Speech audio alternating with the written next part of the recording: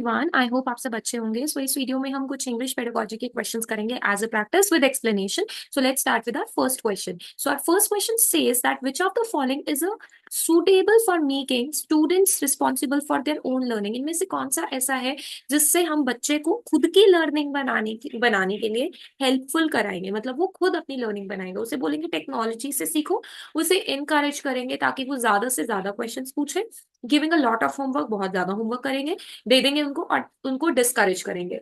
So here the best answer is encouraging the students to ask more and more questions, right? So our next question is constructivist approach. So constructivist approach भी यही होती है कि बच्चा अपनी knowledge खुद बनाएगा, राइट? तो the teaching rules of grammar और कंसोलिडेटिंग थ्रू रिगरस प्रैक्टिस, हम बच्चों को ग्रामर के रूल्स बार बार प्रैक्टिस करके कराएंगे, बच्चों को लर्न कराएंगे कि वो एक्वायर करें new vocabulary by studying literature, literature read करके वो नई वोकैबलरी सीखे।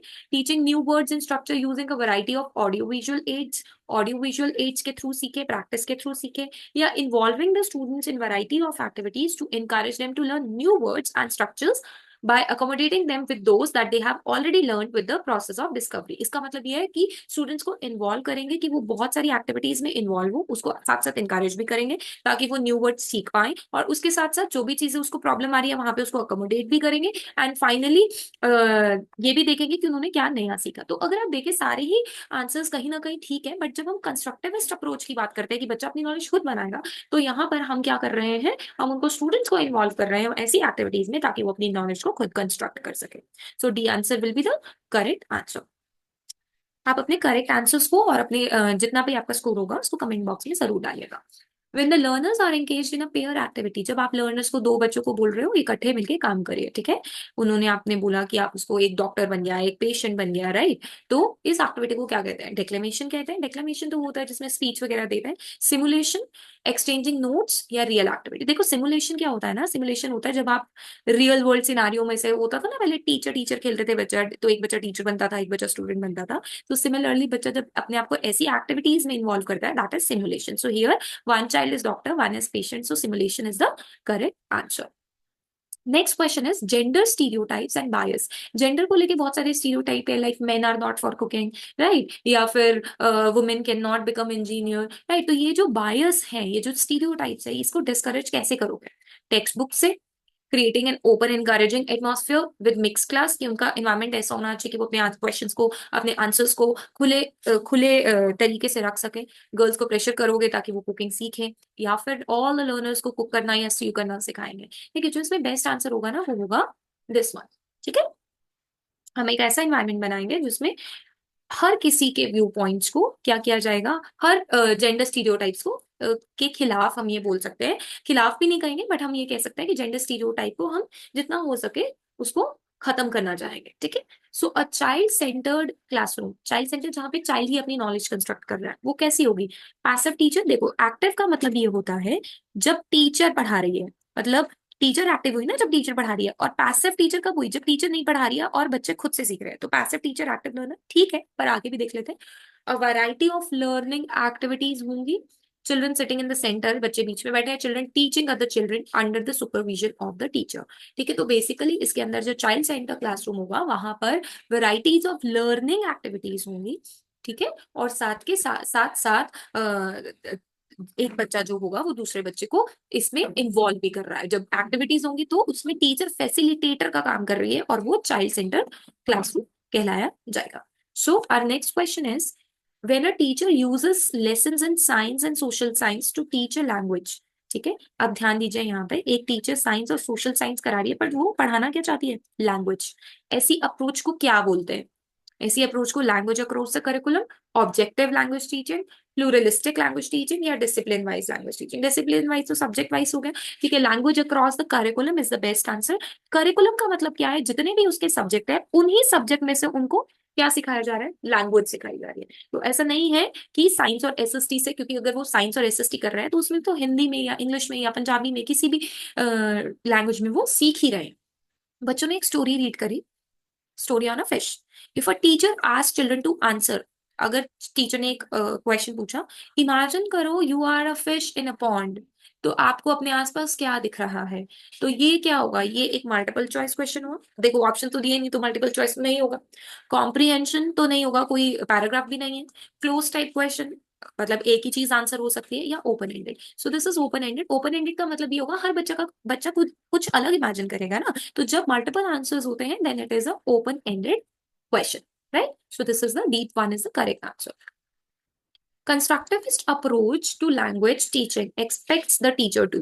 Constructivist approach में to language में teaching expect टीचर को कैसा होना चाहिए? Construct knowledge, pre constructed knowledge दे दे लर्नर्स को, बच्चे अपनी नॉलेज खुद कंस्ट्रक्ट करें, या मेक लर्नर की वो नोटबुक से प्रिपेयर करें.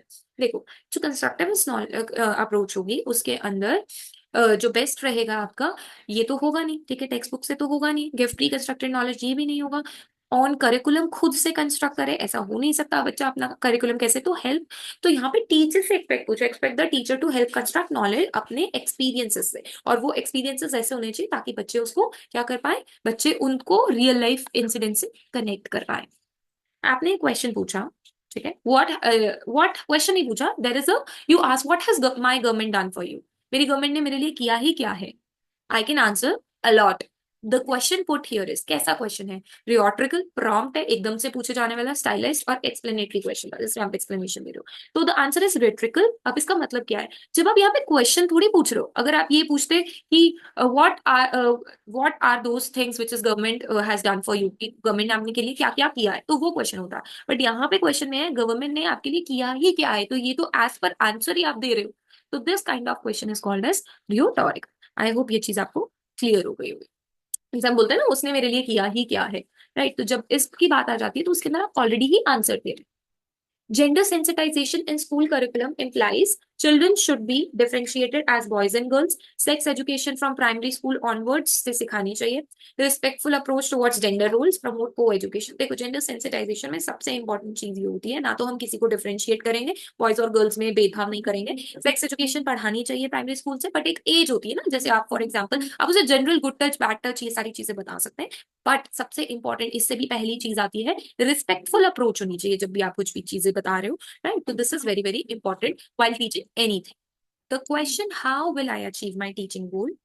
In the design of language instruction, which helps the teacher to keep the lesson on target, is our objectives, methodology, evaluation, documentation. इसके अंदर जो question है, how will I achieve my teaching goals in the design to a language instruction which helps the teacher to keep the lesson on target, ये क्या है? ताकि teacher अपने target पे रहे, वो क्या है? उसका ऑब्जेक्टिव्स है, राइट? तो objective is the correct answer.